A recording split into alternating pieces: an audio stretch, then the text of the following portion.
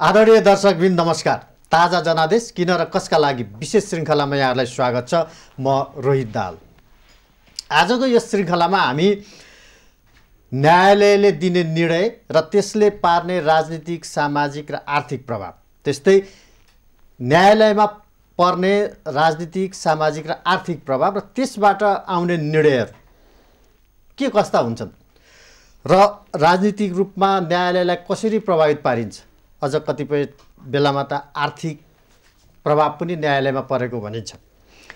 अहिले खास गरेर प्रतिनिधि सभा विघटन सम्बन्धी मुद्दा सर्वोच्च अदालत अथवा संवैधानिक इजलासमा जारी छ, बहस जारी छ र त्यसले सबैको राष्ट्रकै ध्यान खिचेको छ कि अदालतले कस्तो खालको निर्णय गर्ला। यस विषयमा पनि आज हामी विशेष गरेर छलफल गर्नेछौँ र यसका लागि आज हामीसँग हुनुहुन्छ न्यायालयका लागि शुद्धिकरण अभियान चलाइरहनु भएका एकजना अभियन्ता, नेपाल बार एसोसिएसनका पूर्व उपाध्यक्ष, वरिष्ठ अधिवक्ता हरि उप्रेती। स्वागत छ यहाँलाई कार्यक्रममा। धन्यवाद। तपाईँले सबैभन्दा पहिला त अब न्यायालयको शुद्धिकरण अभियान थाल्नु भएको छ। धेरै मानिसले भन्छन् यस्तो शुद्धिकरण अभियान थाल्नेलाई त अलिक चुनौती पनि हुन्छ। अझ कुनै कानुन मन्त्रीले त न्यायालयभित्र न्यायाधीशहरूको सम्पत्ति छानबिन गर्नु पर्यो भन्दा मन्त्री पदै गएको भन्ने पनि सुनिन्थ्यो। कति चुनौतीपूर्ण रहेछ र यो काम कहाँ पुग्यो, यसबाट सुरु गरौँ न आज। यो समय सान्दर्भिक कुरा गर्नु हो। अब हामीले यो खासमा साउन महिनाको सायद सुरुवाततिरदेखि होला अदालतमा अलि ज्यादै एउटा जनसमुदायले बाहिरले पनि पचाउन नसक्ने खालका गतिविधिहरू भएर जब त्यो विरोध सडकमा पोखियो, सडकमा विरोध पोखिसके पछाडि त्यो विरोधले हामीलाई पनि एउटा चुनौती दियो। तिमीहरू काला कोट लगाएर जाने मान्छे चाहिँ नबोल्ने, हामी बाहिरका सिधा सादा जनता चाहिँ बोल्ने भने जस्तो खालको एउटा अमूर्त उहाँहरूले हामीलाई नभने पनि त्यो घटनाले हामीलाई चुनौती दिएको महसुस गरिसके पछाडि त्यो महसुस हामी 2-4 जना मान्छेलाई जसमा बढी संवेदनशीलता थियो होला सायद 2-4 जना मान्छेलाई लागेपछि अनि हाम्रा बिचमा कुरा भएपछि ल अब कसरी जाने, अरू मान्छेसँग पनि केही गर्न सकिन्छ कि भनेर हामीले चाहिँ एउटा ठाउँमा बसेर कुराकानी गरौँ न त भनेर त्यो बानेश्वरको अरियाल होटल भन्नेमा गएर बस्यौँ। त्यो अरियाल होटल फेरि के छ भने माधव नेपाल पक्षको एकदम चाहिँ बैठक बस्ने ठाउँ रहेछ, उसैका मान्छे रहेछन् कि भन्ने पनि मान्छेलाई सुरुमा भ्रम पनि परेछ। तर पछि त्यसमा चाहिँ अब विचारका हिसाबले सबै वामपन्थी विचार राख्ने, अब चाहिँ प्रजातान्त्रिक विचार राख्ने, त्यो दुईटा भन्दा अर्को भिन्न खालको विचार राख्ने सबै खालका मान्छेहरूको उपस्थितिबाट त्यो कुरा बढ्दै गइसकेर एउटा अभियानको रूप लिइसके पछाडि चाहिँ त्यसले अलिकति विश्वास पनि प्राप्त गर्यो। यो कुनै दलबाट, कुनै समूहबाट निर्देशित भएर चलेको होइन, यो त अदालतभित्रका। भनेको मतलब अदालतले दिएको निर्णयप्रति जनसर्वसाधारणले जुन असन्तुष्टि व्यक्त गरे त्यो तपाईँहरूलाई लाग्यो हो अदालतले अन्याय गरे यिनीहरूलाई भन्ने हो। होइन, अदालत भएको त्यो मान्छे कुनै खास मान्छेको अन्यायको कुरा थिएन, एकजना मान्छेको मुद्दाको कुरा थियो। तर त्यो मुद्दामा अन्याय भयो भनेर अरू मान्छेले सरोकार जाहेर गरे। त्यस अदालत पनि कुनै न कुनै रूपमा त्यो मुद्दामा प्रभावित भयो भन्ने लाग्यो हो, हामीलाई पनि लाग्यो। यो अभियान कहाँ पुग्यो त? अब हामीले चाहिँ अब यी अभियानमा चाहिँ के छ भने तपाईँको अदालतमा न्याय परिषदको संरचना, न्याय परिषदले गर्ने नियुक्ति, न्याय परिषदले नियुक्ति गरेका न्यायाधीशले गरेका कार्य सम्पादन, अनि त्यस पछाडि तपाईँको अदालतमा मुद्दा तोकिने, पेशी तोकिने, बेन्च तोकिने कुराहरू, फैसलाका र सुनवाईका प्रकारहरूलाई हेरेर जहाँ हामीले नमिलेको नदेखेको चाहिँ कुराहरूलाई उठायौँ। एउटा मात्रै उठाएनौँ, यो धेरै लामो भइसकेको थियो, थुप्रो लागेको थियो, त्यसले एउटा समय पर्खिराखेको थियो। ठ्याक्कै त्यो घटनाबाट त्यो बाहिर आइसके पछाडि हामीले अनुभव गरेका कुरा हो कि होइन त भनेर हामीले 7 प्रदेशमा प्रदेश स्तरीय कार्यक्रम पनि गर्यौं र एउटा चाहिँ बृहत कार्यक्रम सबै 7 प्रदेशको एउटा बृहत कार्यक्रम पनि गरेर अनि त्यस पछाडि अब त्यसबाट आएका विचारहरूलाई चाहिँ नै लिपिबद्ध गरेर एउटा हाम्रो प्रतिवेदन अब दिने तयारीमा प्रतिवेदन लेखनको चरणमा अहिले हामी भनेको अदालतले सर्वसाधारणलाई अन्याय गरेको रहेछ सही न्याय दिएको रहेनछ भन्ने निष्कर्षतिर छ कि के छ तपाईहरु? होइन, निष्कर्ष तपाईले भनेको बिल्कुलै छ। अब यसमा यी धेरै न्याय परिषदको संरचनामा समस्या छन्, त्यसका काम कारबाहीमा समस्या छन्, न्यायाधीशको नियुक्तिमा समस्या छ, त्यसपछि उनीहरूले गर्ने काम कारबाहीहरूमा फैसलामा मुद्दा तोकिने कुरामा बेन्च गठन गरिने कुराहरूमा समस्या छन् भनेर हामीले देखाएका छौँ र हामीले नै यो कुरा उठाइसके पछाडि 2टा समिति सर्वोच्च अदालतले गठन पनि गर्यो। एउटा चाहिँ तपाईको यो स्वचालित पेशी सूची प्रणालीलाई ल्याउन सकिन्छ कि सकिँदैन भनेर माननीय न्यायाधीश दीपक कुमार कार्कीको संयोजकत्वमा एउटा टिम बनाएको छ र न्यायपालिका भित्रको भ्रष्टाचार विकृति विसङ्गति के छ, कस्तो अवस्था हो, यो आरोप हामीलाई लाग्यो भन्ने कुरा भइसकेपछि त्यसमा अध्ययन गर्न चाहिँ नै माननीय न्यायाधीश हरिकृष्ण कार्कीको अध्यक्षतामा चाहिँ नै समिति पनि गठन गरेका छन् र त्यसले काम कारबाही अगाडि पनि बढाउँदैछ। अब निजी रूपमा मेरो कुरा भन्नुहुन्छ भने हामीले उठाएको कुरा चाहिँ प्रधान न्यायाधीशको काम कारबाही र भूमिकासँग पनि सम्बन्धित भएको हुनाले हरिकृष्ण कार्कीजीले आफूभन्दा माथिको प्रधान न्यायाधीशका लाई नै दिनुपर्ने प्रतिवेदनमा उहाँका विरुद्धमा लेखेर यो हामीले उठाएको कुरालाई अब कानुन संशोधन संविधान संशोधनका कुरालाई सम्बोधन गर्न सक्नुहुन्न भन्ने लागेको छ मलाई चाहिँ व्यक्तिगत रूपमा। तर अब काम कारबाही अगाडि भइराखेको छ। हाम्रै शुद्धिकरण अभियानकै केही साथीहरूले पनि त्यहाँ चाहिँ आफ्ना अभिमतहरू राखिराख्नु भएको छ। भनेको मतलब न्यायालयमा चाहिँ भ्रष्टाचार छ भन्ने कुरामा अब तपाईँ झन्डै 40 वर्ष त तपाईँको पेसामै बिताइसक्नुभयो। मेरो यदि सूचना सही छ भने हजुर त्यो अनुभवले चाहिँ न्यायालयमा भ्रष्टाचार छ भनेर जसरी बाहिर भनिन्छ त्यसलाई प्रमाणित गर्न सक्ने आधारहरू धेरै छन्। होइन, त्यो त समिति गठन गराइबाट अदालतले नै आफै हामीलाई यो आरोप लागेको छ भन्ने कुरा त स्वीकार गरेकै भयो नि। अब न्यायालयमा चाहिँ भ्रष्टाचार छ भनेर तपाईँहरू लाग्नुभयो शुद्धिकरणको लागि। हजुर, अनि कानुन व्यवसायीहरू पनि त्यस्तै छन् भन्दा त्यतिखेर चाहिँ शुद्धिकरण चाहिन्छ? होइन, चाहिन्छ नि त। हाम्रो शुद्धिकरणको अभियानभित्र बारलाई व्यावसायिक बनाउने, बारका निर्वाचनलाई व्यावसायिकहरूको बीचको मात्रै निर्वाचन बनाउने, बाहिरका मान्छेको प्रभाव पर्न नदिने, राजनीतिक दलहरूको छाया हुन नदिने, त्यसका लागि के गर्नुपर्छ, कस्तो सुधार गर्नुपर्छ, बार काउन्सिलले पनि कसरी आफ्नो चाहिँ सक्रियता देखाउनुपर्छ भन्ने विषयमा पनि हामीले हेरेका छौँ नि। त्यो विषयवस्तु पनि हाम्रो शुद्धिकरणको अभियानभित्रैको विषय हो। अब अलिकति मूल विषयमा प्रवेश गरौँ, अहिलेको चर्चित विषय। अब प्रतिनिधि सभा विघटन संवैधानिक कि असंवैधानिक भन्ने बहस त गरौँला नै। त्योभन्दा पहिला चाहिँ यसको कारण प्रक्रिया र अलिकति उद्देश्यको बारेमा चर्चा गर्नु मन लागेको छ तपाईँसँग। हजुर, प्रतिनिधि सभा विघटनको पहिला कारणको बारेमा जाउँ। के कारणले उहाँले यो गर्नुभयो? होइन, अब कारणको बारेमा त अब प्रकट भएका कुराहरूमा हामी विश्लेषण गर्न सक्छौँ। प्रकट नभएका, गोप्य रूपमा भएका, मध्यरातमा भएका, काला कोठरीमा बसेर गरेका कुराको त हामीलाई जानकारी हुँदैन। कारण सही छ हो। अब हामीलाई जान कारण चाहिन्छ नि। हजुर, कारण चाहिँ सही छ होइन? प्रतिनिधि सभा विघटन जुन सिफारिस प्रधानमन्त्रीले गर्नुभयो त्यहाँ म पुगेकै छैन। तपाईँको प्रश्नमा पुगेकै छैन। म के भन्दैछु भने देखिएका जानकारीमा आएका घटनाहरूलाई हेर्दाखेरि चाहिँ दलभित्रको एउटा विशेष आफ्नो राजनीतिक दलभित्रका समस्याहरूका कारणले प्रतिनिधि सभामा चाहिँ गएर त्यो विषय ठोकेर उहाँले विघटन गर्नु। यस कारण सही छ कि छैन मैले भन्न खोजेको? यो कारण बिल्कुलै छैन नि, बिल्कुलै सही छैन नि। सही छैन, कारण पनि बेठिक भयो।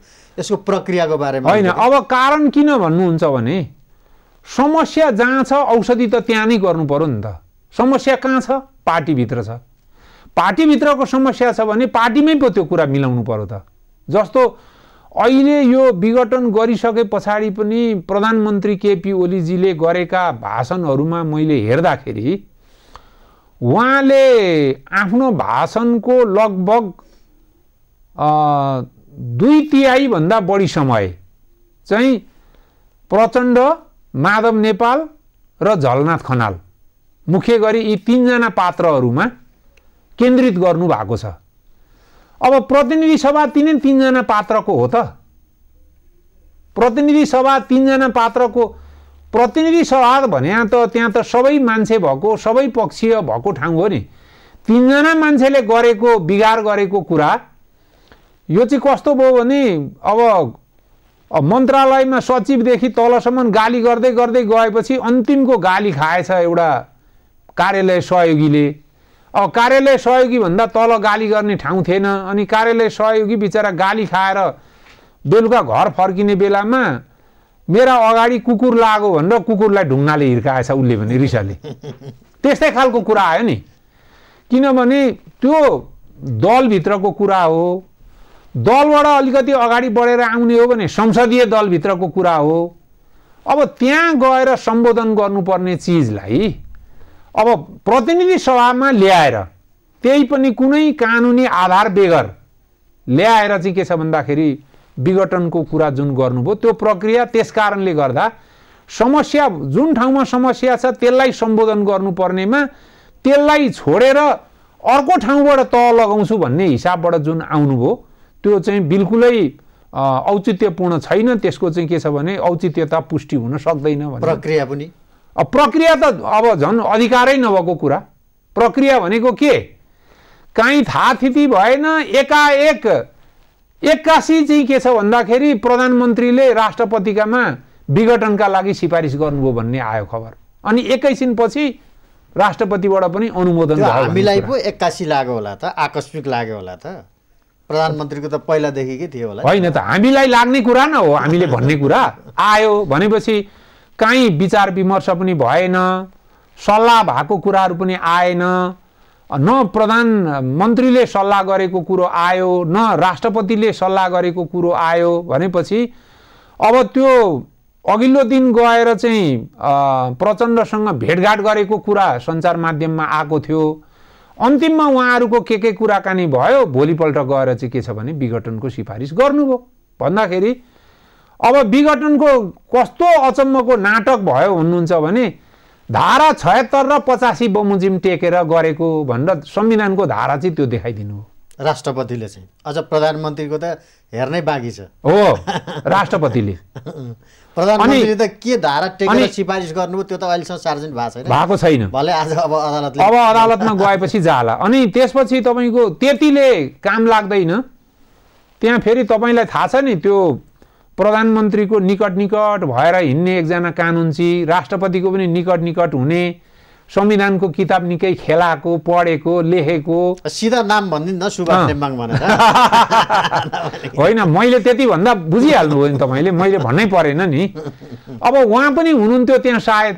अनि उहाँलाई चाहिँ के भयो भने त्यो धारा 76 र 85 को कुराले मात्रै टिक्दैन है, यसले चाहिँ तर्क दिन सक्दैन भन्ने कुराको पूर्वाभास भएर होला उहाँले चाहिँ विगतका अभ्यास भनेको 47 सालको संविधानको अभ्यास हेर्नुहोस् है, अन्तर्राष्ट्रिय अभ्यासहरू भनेर त्यो धारा 76 र 85 ले काम गर्न नसक्ने ठाउँ देखिसके पछाडि तै त्यो दुईटा शब्द राख्दा चाहिँ टिक्छ कि भन्ने हिसाबले त्यो चाहिँ विगतको अभ्यास र अन्तर्राष्ट्रिय अभ्यासलाई पनि जोडेर अलिकति यहाँनिर तपाईँलाई सोध्न चाहे। जस्तै यो विघटनको कारण पनि तपाईँले ठिक छैन भन्नु, जे कारण देखाएर विघटन गरिएको छ प्रक्रियामा त तपाईँले त्यसमा चाहिँ प्रवेशै गर्न चाहनु भएन कि त्यो असंवैधानिक जस्तो भन्नु। मैले यसमा अलिकति क्लियर गरौँ, उद्देश्य पनि मैले अलिकति क्लियर के गरिहाल्छु यसमा भने तपाईँको जस्तो के छ भने प्रधानमन्त्रीले एउटा नीति म एउटा काम गर्छु भनेर अगाडि बढ्यो राष्ट्रका लागि, तर तपाईँको संसदले त्यो कुरा दिएन, संसदले रोक्यो भने हो समस्या संसदबाटै खडा भयो भने संसद विघटन गर्न पाउने कुरा एउटा बाहिरको प्र्याक्टिसको हिसाबले त्यो पनि होला।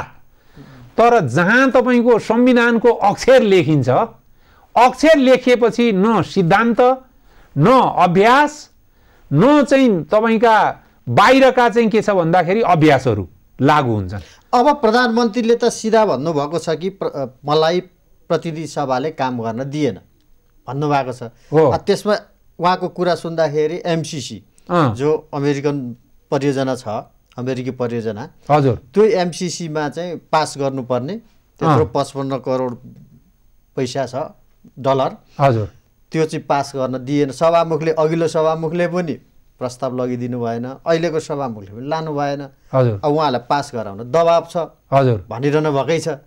त्यत्रो पैसा राष्ट्रले खर्च गर्ने पैसा खेर जाने भयो, फर्काउने भयो। अनि यस्तो मैले प्रधानमन्त्रीले लगेको, सरकारले लगेको प्रस्तावै संसदमा जाँदैन, सभामुखले लानुहुन्न भने यो संसद के काम, मलाई त्यही कारण विघटन गरे त भन्नुभएको छ। संसदले काम गर्न नदिएको त एउटा उदाहरण त यो त हो नि, होइन? हो। अब म तपाईँलाई भन्छु, उहाँले गर्न खोजेको सबै काम संसदले गर्न दिनै पर्छ। संसदले सबै काम प्रधानमन्त्रीले जे गर्न खोज्यो त्यही काम गर्न दिने हो भने संसद र प्रधानमन्त्रीको बीचमा नियन्त्रण र सन्तुलनको कुरा कसरी कायम रहन्छ? संसदमै गएन नि त प्रस्ताव, सभामुखले आग्रह त्यही त लानु भएन। त लानु भएन, ल ठिक छ, लानु भएन, गर्न दिएन भने केपी ओलीको विरोध गर्नु, केपी ओलीलाई असहयोग गर्नु हुँदैन संसदले? उहाँ चाहिँ यो जन्मेर प्रधानमन्त्री भएर गइसके पछाडि राज्यका कुनै निकायले पनि उहाँसँग असहमत नहुने, सबै हात जोडेर बाबाकी दुवाई गरेर बस्नुपर्ने हो र? त्यो त होइन नि, नहुन पनि सक्छ नि। त्यही र त संसद हो। तपाईँको शक्ति सन्तुलन, नियन्त्रण र सन्तुलन, शक्ति पृथकीकरणको व्यवस्था भनेर किन राखे त? प्रधानमन्त्री मैमत्ता भएर हिँड्ने खालको कुरा भयो, एकदम चाहिँ उहाँ तानाशाह जस्तो हुनुभयो, अनियन्त्रित हुनुभयो, कानुनलाई मिच्न थाल्नुभयो भने अब त्यो एमसीसीको विवाद पनि त निर्विवाद हो त। पार्टीभित्रै पनि विवाद छ, विवाद भएर कार्यदल बनाएको कुरा हामीले थाहा पाएकै हो। कार्यदलले दिएको रिपोर्टमा पनि उहाँको पक्षमा चाहिँ नि जस्ताको तस्तै पास गर्नु हुँदैन, त्यसलाई सुधार गरेर मात्रै पास गर्नुपर्छ भन्ने दिएको थियो। पासै गर्नु हुँदैन भन्ने पनि जनमत थियो त्यहाँभित्र। तीनटा जनमत, पास गर्नुपर्छ, पास गर्नु हुँदैन, सुधारेर पास गर्नुपर्छ, तीन किसिमका जनमत थिए। अनि भनेपछि त उहाँले त कि जनमत बनाउनु पर्यो, बनाउन लाउनु पर्यो, होइन भने दुईटा कुरा हुन्छ क्या तपाईँको। यो चाहिँ जबरजस्ती कुरा हो। विघटन गर्न मैले पाएँ भने म चलाउँछु, पाइनँ भने म चलाउँदिनँ, होइन। विघटन गर्न कि विघटन गर्ने उहाँलाई चाहिँ अधिकार दिएको छ भने गर्ने हो, होइन रोक्यो भने अब मेरो कार्यक्रम काम लागेन, मलाई संसदले पनि सहयोग नगर्ने भयो, अब मैले यो पद छोड्नुपर्छ भनेर छोड्ने हो। अर्को मान्छे छनौट हुन्छ नि। एमसीसी को बारेमा कसरी दृष्टिकोण राख्छ अर्कोले गर्छ नि। केपी ओलीले मात्रै यो देशको ठेका लिएको छ बनाउने कुरा, अरू मान्छे चाहिँ त्यहाँ के उहाँको साथी बस्नलाई गएका हुन् संसदमा? अरूको पनि त विचार हुन्छ नि त्यहाँ। त्यसो भएको कारणले एमसीसी मेरो ठेक्का हो, समृद्धि मेरो ठेक्का हो, विकास निर्माण मेरो ठेक्का हो, यो अरूले गर्नै हुँदैन, यो त मसँग मात्रै जोडिएर आउने कुरा हो भन्ने विचार त राख्नु भएन नि। भनेपछि प्रतिनिधि सभा विघटन जुन अहिले भयो यो चाहिँ पुरै असंवैधानिक हो तपाईको विचारमा? होइन, अब असंवैधानिक हो कि संविधान त सुन्नुस् न, संवैधानिक हो कि असंवैधानिक हो भन्नका लागि 3-4 वटा कुरा बुझ्नु पर्यो। तपाईको संविधानमा कहाँ लेखेको छ अहिलेसम्म भन्दाखेरि उहाँलाई विघटन गर्न पाउने अधिकार कहाँ लेखेको छ?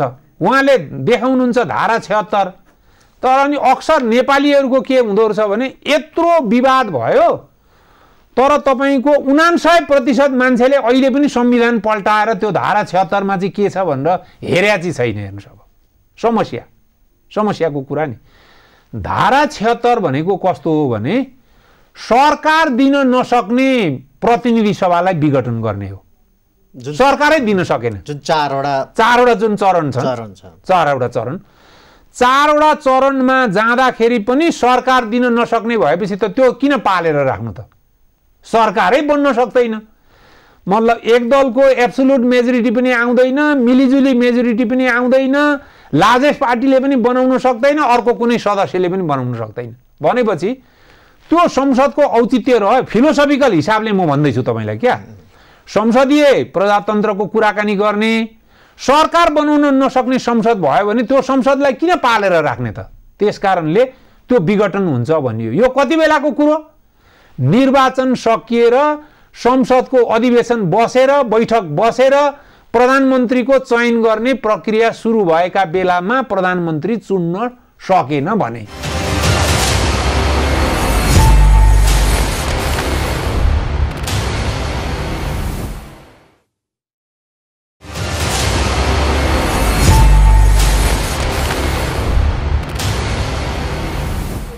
अब एउटा काल्पनिक कुरो अदालतले संसद पुनर्स्थापना गरिदियो भने पनि त्यसबाट पनि सरकार बनेन भने पनि संसद त विघटनमै जान्छन् जान त हैन सरकार बनेन भने यो धारा चाहिँ प्रत्येक सरकार बन्ने बेलामा क्रियाशील हुन्छ।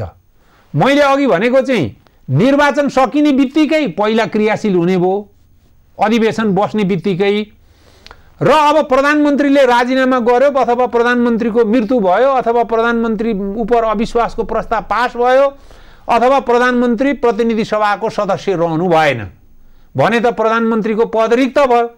प्रधानमन्त्रीको पद रिक्त भएर जब फेरि प्रधानमन्त्री नियुक्तिको प्रक्रिया सुरु हुन्छ अनि फेरि धारा 76 चाहिँ क्रियाशील हुन्छ। अब तपाईले असंवैधानिक भनिरहँदाखेरि अब धेरैले असंवैधानिक पनि भन्नुभयो पनि भएको छ, तर अघि तपाईले एउटा कुरा भन्नुभयो, तपाईले आफ्नो मुखबाट त त्यो नाम भन्नु भएन, मैले भन्दिएँ, जो संविधान सभाको अध्यक्ष दुईचोटि हुनुभयो, उहाँ सँगसँगै प्रधानमन्त्री सँगसँगै हुनुहुन्छ, सायद राष्ट्रपति सँगसँगै पनि हुनुहुन्छ, अघि तपाईले भने हुन्छ। अनि उहाँले संविधान नबुझिकन यो कदम चाल्नका लागि प्रधानमन्त्रीलाई भन्नुभयो होला त? केही न केही लजिक छैन? हैन, मेरो त अनुमानको कुरा हो, किनभने उहाँको भूमिका केही नभएका ठाउँमा पनि यसो प्रधानमन्त्रीका पछाडि बसेर उभिएको देखिराखेको हुनाले अब त्यो सँगसँगै भूमिका भए पनि नभए पनि सँगसँगै देखिराख्ने हुनाले यो काम गर्दा पनि सँगै हुनुहुन्छ होला भन्ने मेरो अनुमानको कुरा हो।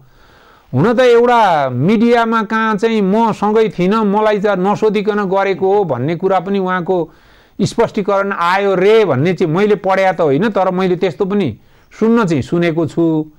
तर मलाई के लाग्छ भने यसमा औचित्य भएको भए, यो कुरा अहिले मिल्ने भएको भए सुभाष नेम्बाङजीले मेरो विचारमा 10 वटा जति चाहिँ इन्टरभ्यू अहिलेसम्म विभिन्न यो मिडियालाई गरी दिइसक्नुहुन्थ्यो होला। अहिले उहाँ चुप्प लागेर बसेको, त्यो बोल्न नसकेको के हो भने बोल्नलाई जाउँ बोलिसक्नु छैन, फेरि बोलेर अब विरुद्धमा बोलौँ, अब सधैँ प्रधानमन्त्रीको पछि पछि हिँड्नु छ। त्यस्तो मान्छेले कसरी बोल्नु? बडा गाह्रो अवस्थामा उहाँ अहिले नाकमुख सुकाएर बस्नु भएको छ। अब यो प्रधानमन्त्रीले सिफारिस गरेको कुरो, राष्ट्रपतिले अनुमोदन गरेको कुरो, अब राष्ट्रपतिले पनि केही धाराहरू उल्लेख गरेर सूचना राष्ट्रपतिको कार्यालयले दिएको छ। यस्तो पूर्णतया असंवैधानिक काम भयो भन्नलाई पनि अलि विश्वास गर्न त गाह्रो छ नि, हैन? पूर्ण असंवैधानिक काम भयो भन्ने कुरामा रति नै यसमा विवाद छैन। मुलुकको कार्यकारी प्रमुखले सिफारिस गर्ने अनि जो राष्ट्रको पहिलो व्यक्ति हो उहाँले अनुमोदन गर्नुपर्ने कुरा, यसैले पूर्णतया असंवैधानिक हो भन्नलाई विश्वास गर्न पनि गाह्रो भयो के? राष्ट्रपतिको सम्बन्धमा एकदम राम्रो प्रश्न उठाउनु भयो तपाईले रोहितजी। राष्ट्रपतिको सम्बन्धमा संविधानले दुईटा व्यवस्था गरेका छ। एउटा, प्रधानमन्त्रीले अन्य पदाधिकारी वा अरू निकायको सिफारिसमा भनिएको अवस्थामा बाहेक मन्त्री परिषदको सिफारिस बमोजिम काम गर्नुपर्छ सबै, र मन्त्री परिषदको सिफारिस चाहिँ प्रधानमन्त्री मार्फतबाट आउँछ त्यो भन्ने व्यवस्था संविधानले गरेका छ। त्यो व्यवस्था बमोजिम प्रधानमन्त्रीले सिफारिस लिएर गइसके पछाडि राष्ट्रपतिले त्यो अनुसार काम गर्नुपर्ने एउटा दायित्व उहाँलाई दिएको छ। यो एउटा साइड हो। अर्को साइड के छ? संविधानको संरक्षण गर्ने र पालना गर्ने अर्को दायित्व छ उहाँलाई तोकेको। अब एकछिनको लागि भन्नुहोस्, प्रधानमन्त्रीले लिएर आएको काम संविधानसँग मेल खाने किसिमको रहेनछ, राष्ट्रपतिलाई लाग्यो। त्यो मैले त्यही तपाईँलाई जुन लाग्यो भने त हो, यदि उहाँलाई लागेन भने त लागेन नि त उहाँलाई त हो। त्यही त म भन्दैछु, उहाँलाई लागेन भनेपछि प्रधानमन्त्रीको हेराइ र राष्ट्रपतिको हेराइ एउटै भयो भने त भयो नै होला। भएकै कारणले गर्दाखेरि त्यो उहाँले अनुमोदन पनि गर्नुभयो। तर अब अरू मान्छेले, हामीले एउटा कानुनको विद्यार्थी, संविधानको विद्यार्थीको हिसाबले हेर्दा, म लगायतका अरू सबै मान्छेहरूले हेर्दाखेरि राष्ट्रपतिले यही काम पनि यो प्रधानमन्त्रीले गरेको सिफारिसकै गरेको कामलाई अनुमोदन नै गर्दा पनि कस्तो हुन्थ्यो भने 2 दिन जति बाँकी राखेर अनि त्यस पछाडि केही लर्नेड व्यक्तिहरूसँग सल्लाह गरेर, मतलब एउटा कानुनका जानकारहरूसँग चाहिँ नि सल्लाह गरेर, काउन्सिलिङ गरेर अनि त्यस पछाडि ल यो त यस्तो रहेछ 2 दिन अब, अनि त्यसपछि अब तपाईले यसमा पुनर्विचार गर्नुस्, यो संविधानको धारा 76 सँग मेल खाँदैन भनेर कानुन व्यवसायीले भन्दैछन् भनेर एकचोटि पुनर्विचार गर्न पठाएर अनि फेरि त्यही आएको भए भोलिपल्ट गर्देको भए हैन, राष्ट्रपतिले त विचार गरेको हो, थाम्न खोज्या पनि हो, सच्याउन पठाएको पनि हो भन्ने मेसेज त जान्थ्यो नि।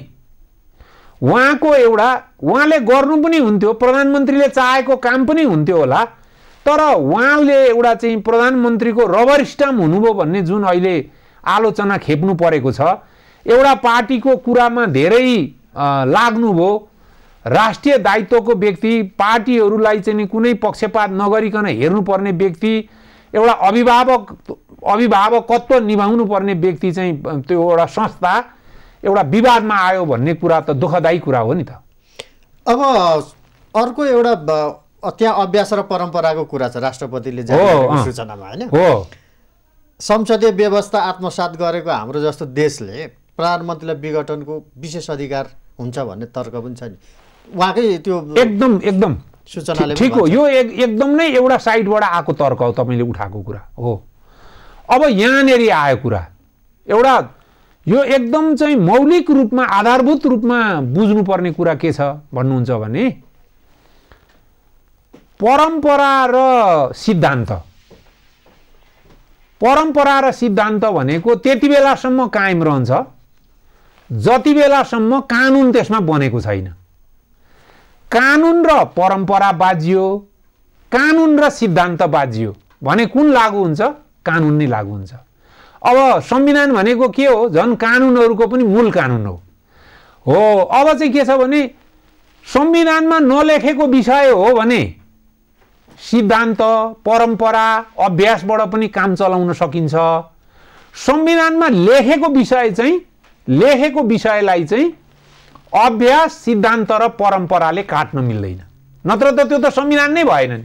किन संविधान हामीले बोक्नु, किन संविधानमा त्यो कुरा लेख्नु? भनेको यो विशेष अधिकारको कुरा भनेको चाहिँ 47 सालको संविधानतिर गएर जोडिन्छ है क्या? त्यसो त्यतातिर चाहिँ त्यो पनि विशेषाधिकार भनेको चाहिँ बेलायत जस्तो अलिखित संविधान भएको ठाउँमा आउँछ त्यो कुरा। हाम्रो त लेखेकै संविधानकै अधिकारको कुरा हो नि। 47 सालको संविधानको पनि धारा 53 को उपधारा 4 मा प्रधानमन्त्रीले चाहिँ नि विघटनका लागि सिफारिस गरेमा श्री 5 बाट विघटन हुन सक्ने प्रतिनिधि सभा भन्ने व्यवस्था थियो। त्यहाँ चाहिँ त्यो यो बेलामा उ बेलामा यो कारणले त्यो कारणले भन्ने छुट्याएको थिएन। पछि अदालतले व्याख्या गर्दा दुईटा मुद्दामा दुईटा अलग अलग अवस्था थियो। वैकल्पिक सरकार बन्न सक्ने र नबन्न सक्ने अवस्था थियो, अविश्वासको प्रस्ताव दर्ता गरेको र नगरेको अवस्था थियो भन्ने कुरालाई राखेर भिन्न भिन्न व्याख्या भए। तर संविधानको व्यवस्थामा चाहिँ त्यो भिन्न भिन्न अवस्था पनि चिन्दैन। संविधानको व्यवस्थाले 47 सालको संविधानको धारा 53 को उपधारा 4 ले चाहिँ त्यहाँ प्रधानमन्त्री मात्रै भन्ने व्यवस्था थियो।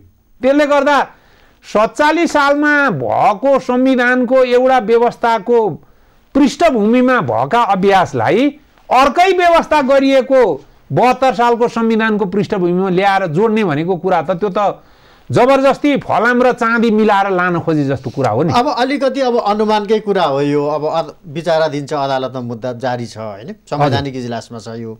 हजुर। तर अब जसरी बहसहरू भइरहेका छन्, अब कतिपयले भन्छन् यो एब्सोल्युट असंवैधानिक थियो हो भने त अदालतले मुद्दै नलिन सक्थ्यो। उसले किन मुद्दा लियो? बहस किन भइरहेछ? बहसमा त दुई तर्फी नै छन् भन्ने बहस पनि छ एउटा। त्यसमा केही छ सानो कमेन्ट तपाईको? होइन, किन नहुनु? तपाईको एब्सोल्युटली बाबु छोरीको बीचबाट सहवास गर्न मिल्छ? कसैले मान्छेले परिकल्पना गर्छ? गर्दैन नि। तर अब बच्चा जन्मियो भने तपाईको त्यसलाई छोरी नाति भन्ने कि छोरो भन्ने आफ्नो ठाउँमा विवादको कुरा होला। तर जन्मियो नि, अस्तित्व त भयो नि। अब त्यसको नाम दिनुपर्ने होला, त्यसको चाहिँ नि बाबुआमाको ठेगाना लगाउनु पर्ने कुरा होला हो। अब नभएको अधिकार प्रयोग गरेर बलमिच्याइ गरेर लाग्दै नलाग्ने चाहिँ नि धारालाई समातेर लगाउनु भयो, हान्नुभयो, विघटन गरिदिनु भयो प्रतिनिधि सभालाई। गरेपछि अब त्यो जाने वैधानिक बाटो के त? वैधानिक बाटो भनेको अदालतमा मुद्दा लिएर जाने। अदालत भनेको व्यक्तिका बीचको पनि, राज्य र व्यक्तिका बीचको पनि र राज्यका निकायका बीचको पनि मुद्दा हेर्ने निकाय हो नि त। त्यहीँ जानु पर्यो। अन्तर्विवादको समाधान नभएपछि अन्तिम समाधान दिने भनेको अदालत हो। त्यसकारणले अदालतमा जानु, मुद्दा पर्नु र यो अहिले बहस अगाडि आइराख्नु यो स्वाभाविक छ। तपाईँ जस्तै कानुन व्यवसायीले यो विघटन चाहिँ संवैधानिक छ भनेर बहस गर्छन् नि त, त्यहाँ त गरिरहेका छन् नि। होइन, बहस गर्लान्। तपाईँले राम्रो ध्यान दिएर सुन्नुहोस्। संवैधानिक असंवैधानिक भन्नका लागि चाहिँ उनीहरूले संविधानको कुन धारा देखाएर भन्छन् र त्यो धारामा के लेखेको छ पढिदिनुहोस्।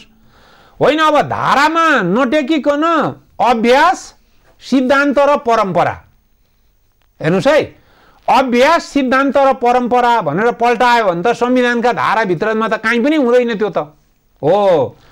अब त्यसरी तपाईँ अभ्यास, सिद्धान्त र परम्परामा जाने हो भने संविधान नै किन बनाउनु पर्यो? अलिखित संविधान हुने भयो त्यो त, होइन? अनि संविधान नै किन बनाउनु पर्यो? अब कतिपय निर्णयहरूमा चाहिँ न्यायाधीशहरूको सामाजिक पृष्ठभूमि, राजनीतिक पृष्ठभूमि, आर्थिक पृष्ठभूमि जोडिन्छ। ऊ कुन परम्पराबाट, कुन जात धर्म, यस्तो पनि जोडिन्छ र त्यसले न्यायमा अथवा उल्लेख दिने निर्णयमा प्रभाव पार्छ भनिन्छ। तपाईँ त यसमा झन् जानकार हुनुहुन्छ, के अनुमान गर्न सकिन्छ त? हो, अब मैले तपाईँलाई भनिहालेँ नि, अहिले छोटो समय मैले एकदम छोटोमा भन्छु। व्याख्या मुख र अनुहार अनुसारका हुन्छन्। संविधानको व्यवस्था एउटै हुन्छ, हेर्नुहोस्। त्यसकारण हामीले टेक्ने भनेको केलाई हो? संविधानलाई नै हो। संविधानलाई टेक्ने हो भने यो गैर कानुनी घोषणा गर्नु बाहेक र प्रतिनिधि सभालाई पुनर्स्थापना गर्नुदेखि बाहेक अर्को विकल्प छैन। न्यायालयसँग पनि हिजो प्रधानमन्त्रीले पनि एउटा भाषणमा भन्नुभयो, कसैको अब कपालमा जेल लाउँदैमा, कुम हल्लाउँदैमा न्यायालय प्रभावित हुँदैन भनेर भन्नुभयो। त्यसरी पनि न्यायालय प्रभावित हुन्छ कि भन्न खोजेको के? होइन, अब यो यस्तो कुरा, अब प्रभाव पार्ने कोसिस हुन्छ, तर अदालत चाहिँ न्यायाधीशहरू प्रभावित हुँदैनन् र हुनु हुँदैन भन्ने मान्यता राखिन्छ। तर संवैधानिक इजलास गठन गर्दादेखि नै अलिअलि विवाद आयो, होइन? त्यसपछि प्रधान न्यायाधीशले बहसको क्रममा कानुन व्यवसायीहरूलाई सोधेको प्रश्नमा पनि अलिकति आशंका सिर्जना भएको छ। अनि अब संवैधानिक परिषदमा भएका नियुक्ति, ल्याइएको अध्यादेश, त्यहाँ प्रधान न्यायाधीशको त्यो बैठकमा संलग्नता, यी सबै कुराले गर्दाखेरि आशंका बढाएको छ भन्ने छ मलाई। अब अदालत र इजलासप्रति पटक्कै आशंका छैन। त्यो निर्मल पानी छ। पानी कसैले खाए पनि नखाए पनि पानी बगिरहन्छ, हेर्नुहोस् है। इजलास र अदालतप्रति पटक्कै आशंका छैन। अदालतका गतिविधि भने मान्छेले गर्ने हो र इजलासमा बस्ने न्यायाधीशहरू हो। अब न्यायाधीशहरूको नाम भनेको पहिला जसरी विस्तारित नाम, पहिला थोरै मान्छे संवैधानिक इजलासमा बस्ने गरी थोरै न्यायाधीशको नाम तोकिएकोमा त्यो सङ्ख्यालाई बढाइयो पूर्व सन्ध्यामा। अनि पछि गएर गठन गर्दाखेरि पनि जम्प गरेर गठन गरियो। अनि त्यस पछाडि त्यो प्रारम्भिक छलफलका बेलामा कानुन व्यवसायीलाई क्वेसन गर्दा अलि कठोर खालका प्रश्नहरू प्रधान न्यायाधीशले गर्नुभयो भन्ने सञ्चार माध्यममा आका कारणले कतै यो मान्छेलाई एउटा आशंका, एउटा चाहिँ नि अब भएको कुरा मात्रै हो, तर अब पूर्ण सुनवाई हुन आएको छ। अब अहिले त के छ भने त्यो यसको चाहिँ पृष्ठभूमि जोडिएर गएर संवैधानिक परिषद को चाहिँ नि बैठक सम्बन्धी अध्यादेश, त्यो अध्यादेश बमोजिम बसेको बैठक, त्यो बैठकले गरेका निर्णयका कुराहरूसँग पनि जोडिएर आउन सक्ने भएको हुनाले आफैले गरेको निर्णय आफै बसेर चाहिँ नि आफ्नो विवादमा आफै इन्साफ गर्नु हुँदैन भन्ने प्रधान न्यायाधीशका सम्बन्धमा त्यो प्रश्न पनि उठेको छ। यी प्रश्नहरूले गर्दा मान्छेका मनमा अलिकति चिसो भावना आएको होला। तर हामीले चाहिँ एउटा अदालत र इजलास भनेको मान्छेले त्यसलाई प्रभावित पार्ला। आज एउटा आउने भोलि एउटा आउने होला, तर त्यो संस्था आफैमा अपवित्र चाहिँ नि हुँदैन। त्यो विश्वास गर्न अहिले चाहिँ नि विश्वास टुट्ने खालको त्यो संस्थालाई बनाउन मिल्दैन। ती संस्था भनेका हाम्रा धरोहर हुन्, हाम्रो विश्वास हो, श्रद्धा हो। त्यसो भएको हुनाले यसको सम्बन्धमा पनि एउटा संविधानको व्याख्या कानुनमा जे छ त्यही अनुसारले हुन्छ भन्ने अपेक्षा हामीले गर्नुपर्छ। यो कति जति समय लिएला यो निर्णय गर्नलाई के अनुमान? अब यो चासो छ मान्छे, यसलाई चाहिँ के छ भने निरन्तर सुनवाईमा लाने भने छ। निरन्तर सुनवाईमा लाने भएको हुनाले अब त्यो संवैधानिक इजलास बस्ने दिनको निरन्तरता मानियो भने त्यो शुक्रबार र बुधबार 2 दिनको बस्ने गरेको छ। होइन, यो निरन्तरता उठिसके पछाडि अरू बार पनि अब हामी सुनवाई गर्छौँ भनेर जानु हो भने अब प्रत्येक दिन नै राख्न सक्ने अवस्था हुन्छ। अब उहाँहरूले कसरी अब यसलाई चाहिँ अगाडि बढाउनुहुन्छ? अब निरन्तर सुनवाईलाई पनि त्यो अहिलेसम्मको अभ्यास नबसेको हुनाले, जस्तो योभन्दा अगाडि वामदेव गौतमका विरुद्धमा परेको मुद्दामा चाहिँ संवैधानिक इजलास बस्ने बारमा मात्रै बसेर हेरे हो निरन्तर पनि। अब यसलाई पनि त्यसै गर्नु हो भने हरेक बुधबार र शुक्रबारको छलफल हुन्छ। अब यो मुद्दाको 2-4 महिना लाग्छ। 2-4 महिना त नलाग्ला। अब निवेदककाबाट चाहिँ नि 2-3 दिन, त्यस पछाडि अर्को पक्षबाट 2-3 दिन लाग्नका लागि अब 2-3वटा हप्ता, 3-4वटा हप्ता चाहिँ जान सक्छ। एउटा एकदमै अन्तिममा अब कार्यक्रम समय सकिया छ। यदि हिजो जुन विशेष अधिवेशन बोलाउने भन्ने प्रमुख प्रतिपक्षी दलले पनि कुरा गरिरहेको र पछिल्लो समय त सत्तारूढ दलकै सांसदहरूले समावेदन गर्न राष्ट्रपतिमा कोमा गएको, भलै त्यहाँ समावेदन चाहिँ दर्ता भएन भन्ने छ। यदि त्यो भएको भए यो संसद बस्थ्यो, अलिकति संवैधानिक बाटोतिर जान्थ्यो मुलुक? होइन, समावेदन गरेको भए पनि अब प्रधानमन्त्रीले मान्नुहुन्न थियो कि के ठेगान र? अब आखिरमा अहिले पनि त असंवैधानिकै काम न हो। अहिले चाहिँ त्यसले रोकेको पनि होइन, त्यो दर्ता गरेको भए पनि उहाँले चाहिँ यही कदम चाल्नुहुन्थ्यो होला जस्तो लाग्छ मलाई। हस्, कार्यक्रममा आइदिनु भएलाई धेरै धेरै धन्यवाद। धन्यवाद। आज हामीले जुन प्रतिनिधि सभा विघटन सम्बन्धी मुद्दा सर्वोच्च अदालतको संवैधानिक इजलासमा जुन प्रवेश गरेको छ, यस विषयमा केन्द्रित रहेर छलफल गऱ्यौँ। त्यस्तै खास गरेर न्यायालय शुद्धिकरणका विषयमा पनि हामीले छलफल गऱ्यौँ र यसका लागि आज हामीसँग हुनुहुन्थ्यो न्यायालय शुद्धिकरण अभियानका एकजना अभियन्ता, नेपाल बार एसोसिएसनका पूर्व उपाध्यक्ष एवं वरिष्ठ अधिवक्ता हरि उप्रेती। ताजा जनादेश किन र कसका लागि विशेष श्रृङ्खला यति नै। खबरभित्रको खबरका लागि हेर्दै रहनुहोला एभी न्युज खबर। नमस्कार।